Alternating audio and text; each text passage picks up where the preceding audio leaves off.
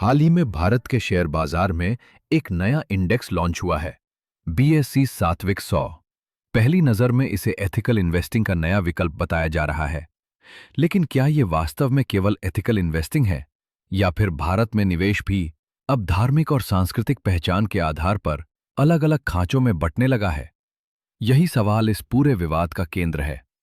इससे पहले भारत में निफ्टी 50 शरिया इंडेक्स मौजूद था, जो इस्लामी वित्तीय सिद्धांतों के आधार पर कंपनियों का चयन करता है। अब सात्विक 100 अहिंसा, शाकाहार और पशु क्रूरता से जुड़े मानकों के आधार पर कंपनियों को चुनता है। दोनों खुद को वैल्यू बेस्ड इन्वेस्टिंग का मॉडल बताते हैं, लेकिन उनके मूल्य बिल्कुल अलग हैं। सबसे बड़ा अंतर बैंकिंग सेक्टर में दिखाई देता है। शरिया इंडेक्स रिबा यानी ब्याज पर आधारित व्यवस्था को स्वीकार नहीं करता, इसलिए इसमें HDFC बैंक, ICICI बैंक जैसी बड़ी बैंकिंग कंपनियों के लिए कोई जगह नहीं है। इसके विपरीत सात्विक इंडेक्स में फाइनेंशियल सर्विसेज सबसे बड़ा सेक्टर है और HDFC बैंक, ICICI बैंक तथा रिलायंस इंडस्ट्रीज इसकी सबसे बड़ी होल्डिंग्स है।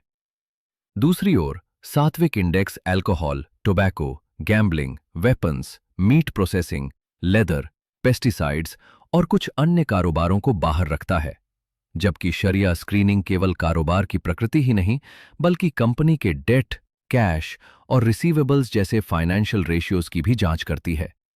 यही वजह है कि शरिया इंडेक्स में इंफॉर्मेशन टेक्नोलॉजी और FMCG कंपनियों का दबदबा रहता है। BSE सात्विक 100 का चयन BSE 500 से 100 कंपनियों में किया जाता है और इसका ऐतिहासिक बैकटेस्टिंग 2005 से किया गया है।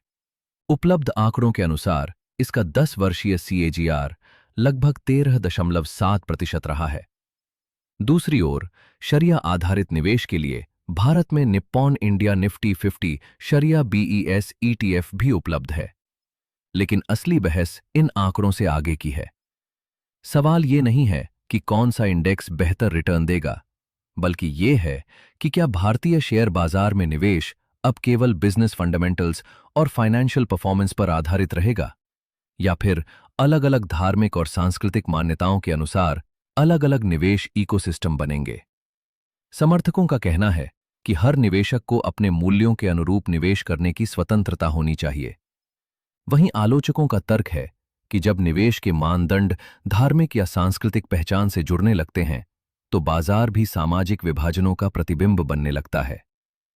ये बहस केवल सात्विक बनाम शरिया की नहीं है, बल्कि उस दिशा की है जिसमें भारतीय पूंजी बाजार आगे बढ़ रहा है।